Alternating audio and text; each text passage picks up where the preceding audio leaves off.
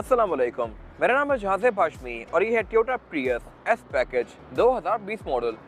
ये Toyota Prius की 4th generation है जो कि वर्ल्ड वाइड 2016 से लॉन्च की गई थी और इस गाड़ी को एक बार फेसलिफ्ट किया गया है। प्री फेसलिफ्ट कार काफ़ी ज़रा अजीब सी थी, उसको लोग कॉकरोच शेप भी कहते थे, बट ये लोग कंपैरेटिवली से बहुत बेहतर है। और प्रियस में एक और शेप भी आती है, प्रियस प्राइम, जिसका मैंने रिव्यू किया हुआ है। वो गाड़ी PHV होती है, यानी कि प्लग इन हाइब्रिड व्हीकल, और वो रिव्यू आप मेरे चैनल पर देख सकते हैं। ये गाड़ी कन्वेंशनल प्रियस है और ये गाड़ी वर्ल्ड वाइड अपनी रीसेल वैल्यू, फ्यूल एफिशिएंसी और रिलायबिलिटी के लिहाज से बहुत ज़्यादा फेमस है। अगर बात की जाए इसकी प्राइस की, तो इसकी डिमांड 90 लाख रुपए है और ये गाड़ी साइकिल मोटरस्पोर्ट के पास अवेलेबल है। अगर आपने इसके बारे में कोई इन्फॉर्मेशन लेनी है तो आप इस दिए गए नंबर पर कॉल कर सकते हैं या फिर आप साइकिल मोटरस्पोर्ट को विजिट कर सकते हैं, जो कि रावलपिंडी में DH2 के गेट के ऑपोजिट लोकेटेड है। साइकिल मोटर्स की इसके अलावा एक और ब्रांच भी है जो कि रावलपिंडी में मरी रोड पर लोकेटेड है। इन दोनों ब्रांचेस में गाड़ियों की बाइंग एंड सेलिंग के साथ साथ गाड़ियों के काम भी किए जाते हैं, जैसे कि tints, wrap, ceramic coating, PPF, graphene coating. यहाँ पे गाड़ियाँ फेसलिफ्ट भी की जाती हैं और उसके अलावा यहाँ पे एक पेंट बूथ भी अवेलेबल है जहाँ पे बेस्ट क्वालिटी का पेंट किया जाता है। तो गाड़ियों की मॉडिफिकेशन या बाइंग एंड सेलिंग के किसी भी तरह के काम के लिए cycle Motors and cycle motorsports is the place. Overall, it's a great Prius, and today I'm going to review it. Let's start with the exterior of this car. Looks के लिहाज से ये गाड़ी कंपैरेटिवली पिछली Prius से बहुत ज़्यादा decent सी है।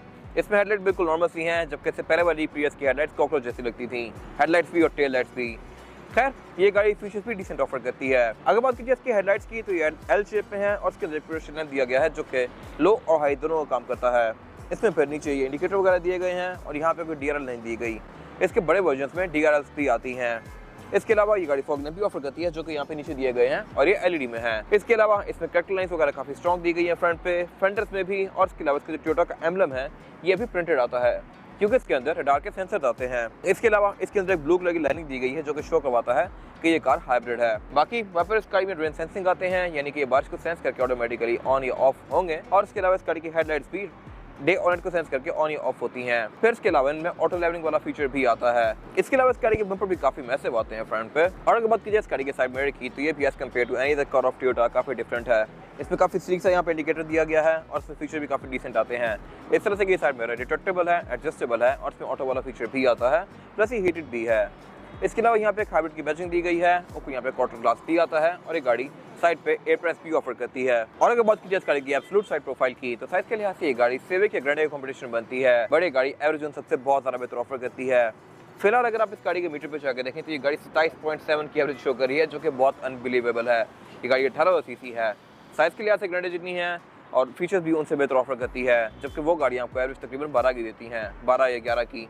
खैर, अगर बात कीजिए इस गाड़ी की, तो इसमें ड्राइव विंडोज ही प्राइवेसी वाली आई हुई हैं, यानी कि टिंटेड हैं, और इसके अलावा इसमें सॉफ्ट अनलॉक भी आता है, यानी कि मैं इसको यहीं से ही लॉक या अनलॉक कर सकता हूँ लाइक दिस। और इसके अलावा इस गाड़ी में एंट्री और एग्जिट भी काफ़ी आसान है। इसकी रूफ थोड़ी सी स्लोपिंग शेप में है, यानी कि फ्रंट से थोड़ी सी ऊंची है और बैक पे आके नीचे होती जाती है। इसके अलावा इसकी जो विंडोज़ हैं ये भी बैक पे जाके इसकी रेड विंडो के साथ कंटिन्यू करती हैं, और इसका जो ये सी पिलर है ये भी ब्लैक सा दिया गया है, जो कि इस गाड़ी के लुक को काफ़ी अच्छा बना रहा है। साइड से आपको बेसिकली इसके प्लेन के कॉकपिट जैसी फील आएगी।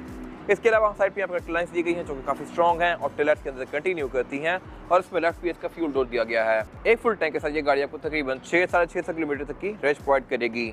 इसमें फ्यूल टैंक सिर्फ लेफ्ट पे ही है। जो इसका PHV वर्जन आता है उसमें राइट पे भी एक डोर आता है, वो बेसिकली उसका चार्जिंग पोर्ट होता है। बाकी रिम इसमें 15 इंचेस के ही हैं, कुछ गाड़ियों में से बड़े भी आते हैं। और ये इस गाड़ी का बिल्कुल रेयर लुक। इसके टेलर्स कंपैरेटिवली पहले से बहुत ज़्यादा इंप्रूव्ड हैं। फेसलिफ्ट के बाद ये L शेप में आ रही हैं फ्रंट की तरह ही। पहले ये बहुत ज़्यादा नीचे तक कंटिन्यू करती थी, बड़ी पतली थी। मेरे ख्याल से पहले से बहुत ज़्यादा बेहतर हैं। और उसके अलावा ये हैं भी LED में। इंडिकेटर्स में हेलोजन वाला दिया गया है, लेकिन बाकी ओवरऑल LED है। इसके अलावा इसके बैक पे प्रियस की बैजिंग दी गई है, हाइब्रिड की बैजिंग दी गई है, और इसमें नीचे रिफ्लेक्टर्स दिए गए हैं। प्रियस के बैक बम्पर में काफ़ी बड़ा सारा ब्लैक पोर्शन आता है, जो कि टोयोटा की मोस्टली कार्स के सारा मैच करता है। क्रोला भी अब ऐसी ही कर दी गई है। इसके अलावा बैक पे इसमें ये रेयर वाइपर आता है, वॉशर आता है, रेयर विंडो भी इसकी प्राइवेसी वाली है, और इसमें यहाँ पे नीचे भी प्रियस के अंदर ग्लास आता है। अगर आप इसको अंदर से देखें तो ये प्रॉपर विजिबल है, ये बैक पे आपको एरिया शो कराएगा। इसके अलावा इसमें ऊपर ये ट्रंक स्पॉइलर के अंदर एक ब्रेक लैंप दिया गया है। ट्रंक ओपन करने के लिए एक नीचे यहाँ पे सॉफ्ट बटन दिया गया है, और ट्रंक कैपेसिटी के लिहाज से भी ये गाड़ी अच्छी खासी स्पेशियस है। यहाँ पर आप 4 से 5 लोगों का लगेज आसानी से एडजस्ट कर सकते हैं, और इसमें एक शटर लिड भी आती है। फिर इसके अलावा इस नीचे दी गई लिड को उठा के आप इस गाड़ी का स्पेयर टायर और टूल किट एक्सेस कर सकते हैं। ये गाड़ी हाइब्रिड होते हुए भी स्पेयर टायर ऑफर करती है, जबकि यूजुअली हाइब्रिड कार्स में बैक पे बैटरी पैक आते हैं। इसके अलावा आप इसकी रेयर सीट को फोल्ड करके इसकी ट्रंक कैपेसिटी को और भी ज़्यादा खुला बना सकते हैं, और इसकी ट्रंक को आप केबिन के अंदर से भी एक्सेस कर सकते हैं।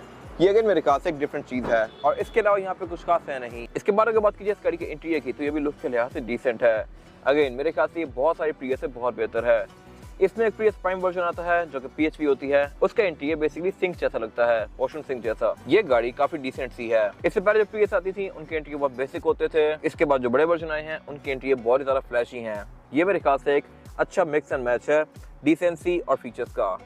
खैर प्रियस में इस एरा तक मीटर डैशबोर्ड के सेंटर में ही आया है। इसके बाद जो प्रियस की 5th जनरेशन आई है लेटेस्ट, उसकी एक्सटीरियर की शेप से बहुत ही ज्यादा मजेदार है, लेकिन इंटीरियर उसमें भी थोड़ा सा अजीब कर दिया गया है। उसका मीटर काफी छोटा सा और बहुत ऊपर दिया गया है और बाकी सेंटर में सब कुछ बहुत ज्यादा क्लटर्ड है, सेंटर पे भी और स्टीयरिंग में भी। खैर अगर बात कीजिए स्पेसिफिक गाड़ी की तो उसका स्टीयरिंग व्हील सारा ही लेदर की फिनिश में है और इसमें लेफ्ट राइट स्पोक पर डिफरेंट कंट्रोल दिए गए हैं। लेफ्ट स्पोक जो कंट्रोल्स हैं मल्टीमीडिया सिस्टम के हैं और राइट स्पोक जो कंट्रोल्स दिए गए हैं यहाँ से आप इसके MID के बीच में नेविगेट कर सकते हैं। और इसके अलावा यहाँ पे फिर इसके कुछ और कंट्रोल्स भी आते हैं जैसे कि लैंड पास असिस्ट का और रडार का, इसमें रडार भी आता है। फिर गाड़ी क्रूज कंट्रोल की स्टिक भी ऑफर करती है स्टीयरिंग के पीछे और इसका क्रूज कंट्रोल भी एडॉप्टिव है, यानी कि ये अगली गाड़ियों के लिहाज से अपनी स्पीड को कम या ज्यादा करेगा। इसके अलावा इसके इलेक्ट्रिक कंट्रोल के अंदर ऑटोमेटिक वाला फीचर भी आता है और इसमें फॉग का ऑप्शन भी दिया गया है। फॉग इस गाड़ी में कंपनी से स्टैंडर्ड ही आई हुई है। वाइपर इसमें लेफ्ट पे दिए गए हैं और अगर बात कीजिए इसके डैशबोर्ड की तो ये मोस्टली सॉफ्ट टच पैडिंग की फिनिश में है। इसके नीचे वाला एरिया भी, ऊपर वाला एरिया भी और इसके अलावा डैशबोर्ड के सेंटर में फिर इसका ये मीटर वाला एरिया दिया गया है। इसके मीटर में 2 स्क्रीन दी गई हैं। एक तो स्पीडोमीटर की स्क्रीन है जो कि आपको इसकी स्पीड शो करवाती है डिजिटल फॉर्मेट में इन km/h। फिर साथ यहाँ पे इसका पावर इंडिकेटर दिया गया है और इसके लेफ्ट पे एक और स्क्रीन दी गई है जो कि आपको बेसिकली इस गाड़ी की बहुत सारी स्टेट्स शो करवाती है, जैसे कि डोर ओपन की। यहाँ से आप इस गाड़ी के बहुत सारे फीचर्स के बीच में नेविगेट कर सकते हैं, फीचर्स को इनेबल डिसेबल कर सकते हैं, क्लाइमेट कंट्रोल के बहुत सारे मोड्स को चेंज कर सकते हैं यहाँ से। फिर इसके अलावा इसकी वार्निंग्स आपको यहाँ पे शो होंगी। सेटिंग्स में जाके आप इसके फीचर्स को ऑन ऑफ कर सकते हैं, मीटर की ब्राइटनेस कम सारा कर सकते हैं और इस तरह की और भी बहुत सारी चीज़ें यूज़ कर सकते हैं इधर से।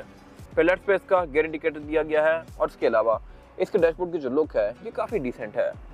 इसके सेंटर में फिर इसके एयरमेट्स दिए गए हैं जो कि फ्लोटिंग डिजाइन में है, यानी कि डैशबोर्ड से अलग से ऊपर निकले हुए हैं और इसके सेंटर में फिर एक प्रियस का बैच दिया गया है क्रोम की फिनिश में, nice and natural detail Toyota. उसके नीचे फिर यहाँ पे इसकी मल्टीमीडिया स्क्रीन दी गई है, साथ यहाँ पे एक ग्लॉस ब्लैक पैनल दिए गए हैं और फिर जिसका क्लाइमेट कंट्रोल दिया गया है। क्लाइमेट कंट्रोल ये गाड़ी डिजिटल ऑफर करती है लेकिन ये सिंगल जोन ही है। इसको आप इस तरह से डिफरेंट टेम्परेचर के बीच में नेविगेट कर सकते हैं लाइक दिस। और उससे नीचे फिर इसका ड्राइव मोड सिलेक्टर और गियर सेलेक्टर वाला एरिया दिया गया है। इसमें जो गियर सिलेक्टर है ये इलेक्ट्रॉनिक है, यानी कि आप इसको डिफरेंट गियर्स के बीच में इस तरह स्विच कर सकते हैं लाइक दिस, ER&D के बीच में। और पार्क पे करने के लिए बीच में यहाँ पे प्रॉपर बटन दिया गया है। फिर इसके अलावा यहाँ पे इसका EV मोड दिया गया है, ड्राइव मोड का बटन दिया गया है। इसमें 3 ड्राइव मोड्स आते हैं, नॉर्मल, पावर और इको। इको मोड में ये गाड़ी फ्यूल बचाती है, पावर मोड में ये गाड़ी मैक्स आउट हो जाती है और नॉर्मल इन दोनों के बीच की चीज़ है। फिर इसके अलावा यहाँ पे इसका EV मोड दिया गया है। EV मोड में आप इस गाड़ी को 60 की स्पीड तक बैटरीज पर चला सकते हैं इंजन यूज़ किए बगैर।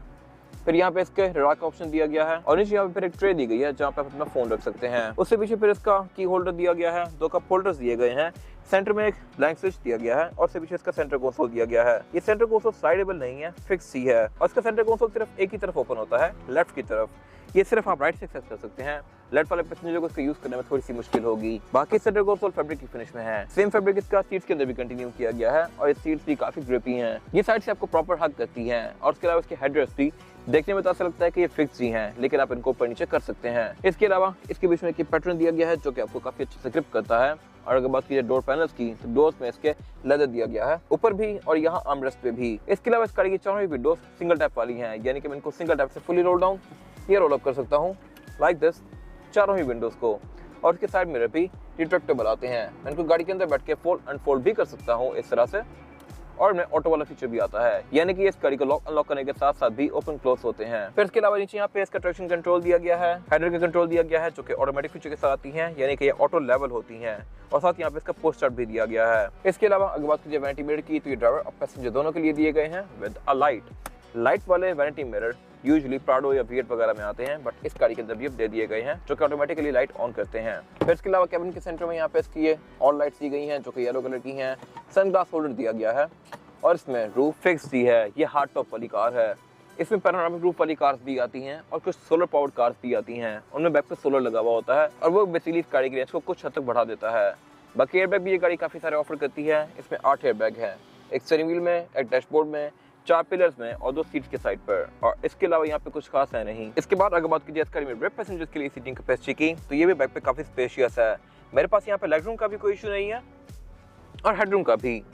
हालांकि इस गाड़ी की चेस्ट स्लोपिंग है, बट स्टिल यहाँ पे हेडरूम का कोई इशू नहीं है। और इसके अलावा बैक पे आप यहाँ पे 3 लोग एडजस्ट कर सकते हैं। 4 लोग आना चाहें तो वो भी आ जाएंगे, लेकिन फिर ज़रा कंफर्टेबल नहीं होंगे। इसमें फ्लोट बेड भी ऑलमोस्ट फ्लैट आता है, इसमें काफ़ी छोटा सा हम दिया गया है, और बाकी यहाँ पे फीचर्स डिसेंट दिए गए हैं। इस तरह से कि इसमें ये दोनों सीट्स के पीछे पॉकेट्स आती हैं। एक फिर यहाँ पे एक और स्टोरेज कंपार्टमेंट भी दिया गया है हिडन, और उसके अलावा इसमें बैक पे आईसोफिक्स के पोर्ट्स भी आते हैं, सीट बेल्ट भी आती हैं। सेंटर में सेंटर कंसोल भी दिया गया है, जिसको मैं निकाल के एज एन आर्मरेस्ट यूज़ कर सकता हूँ या फिर ऐसा कप होल्डर भी यूज़ कर सकता हूँ। इसके अलावा इसमें बैक पे डोर्स में स्पीकर्स आते हैं। इसकी रेयर विंडोज भी सिंगल टैप वाली हैं, और मैं इसकी ट्रंक को भी यहीं से बैठ के एक्सेस कर सकता हूँ। बाकी इसमें ऊपर ये केबल लाइट दी गई है, जो कि अगेन हैलोजन वाली है, और इसके अलावा यहाँ पे कुछ खास है नहीं। इसके बाद अगर बात कीजिए इस गाड़ी के इंजन की, तो इंजन गाड़ी 18 सीसी ऑफर करती है। ये इंजन 2ZR-FXE है और हाइब्रिड है। ऑन इट्स ऑन ये इंजन 96 हॉर्स पावर प्रोड्यूस करता है, लेकिन इलेक्ट्रिक मोटर के साथ मिलकर इसकी हॉर्स पावर 140 तक पहुंच जाती है, जो कि काफ़ी अच्छा परफॉर्मेंस फिगर है। लेकिन इसमें क्योंकि इलेक्ट्रिक मोटर आती है, तो इसकी performance comparatively simple 18 CC engine से ज़्यादा तेज़ होती है। अगर इसकी बैटरी फुली चार्ज अप हो तो ये आराम से किसी भी 1.8 कार को बीट कर सकती है। और ये गाड़ी क्योंकि हाइब्रिड है, तो इसकी एवरेज भी काफ़ी अच्छी आती है। ये कार फिलहाल 27 की एवरेज शो कर रही है, लेकिन ऑन एवरेज ये गाड़ी आपको तकरीबन 25-26 की एवरेज देगी आराम से, डिपेंडिंग अपॉन ड्राइविंग पैटर्न। ये बेसिकली सेकंड जनरेशन की हाइब्रिड टेक्नोलॉजी है, और इसमें ट्रांसमिशन ECVT आती है। इसके ECVT गियर बॉक्स के ऊपर इसकी इलेक्ट्रिक मोटर माउंटेड है, और बाकी इसके इंजन की प्रेजेंटेशन भी काफ़ी अच्छी है। इसमें फीचर्स भी डिसेंट आते हैं, जैसे कि traction control, radar, ABS, electronic power steering, और ये सारी चीज़ें मिलकर इसकी राइड को काफ़ी अच्छा बनाती हैं। बाकी इसके बोनट के अंदर इंस्टॉलेशन भी दी गई है, लेकिन बोनट ओपन इस गाड़ी का स्टैंड से ही होता है। अगर यहाँ पे हाइड्रोलिक आ जाते तो मेरे ख्याल से अच्छी बात थी, और इसके अलावा यहाँ पे कुछ खास है नहीं। इसके बाद अगर बात की जाए इस गाड़ी के टायर साइज की, तो प्रियस टायर साइज जो ऑफर करती है ये है 195, 65 और 15। ये गाड़ी अच्छी खासी बड़ी है, बट इसमें रिम 15 इंचेस का आता है, जबकि इससे पुरानी गाड़ियाँ या छोटी गाड़ियाँ भी 16 इंचेस के रिम ऑफर करती थी, जैसा कि कोरोला ग्रैंड हो गई या सिविक एक्स हो गई। सिविक एक्स में 2016 से रिम 16 इंचेस का आ रहा है। खैर बाकी टायर स्पेसिफिक कार में गुडियर का है, जो कि मेरे ख्याल से काफ़ी अच्छा टायर है, और इसमें रिम भी नॉर्मल सा दिया गया है। ये गाड़ी all wheel disc brake offer करती है, यानी कि इसमें फ्रंट और बैक चारों पर डिस्क ब्रेक दी गई है, और इसमें ABS और ट्रैक्शन कंट्रोल भी आता है, जो कि इस राइड को और भी अच्छा बनाता है। और इसके अलावा यहाँ पे कुछ खास है नहीं। ये था आज का रिव्यू। अगर आपको रिव्यू पसंद आया है तो इस रिव्यू को लाइक कीजिए, मेरे चैनल को सब्सक्राइब कीजिए, और अगर आपके पास गाड़ी से रिलेटेड कोई भी राय है तो उसको कमेंट सेक्शन में शेयर जरूर कीजिएगा, ताकि वो लोग जो गाड़ी लेने वाले हैं वो आपकी राय से फ़ायदा उठा सकें। अपना ख्याल रखिएगा। Thank you.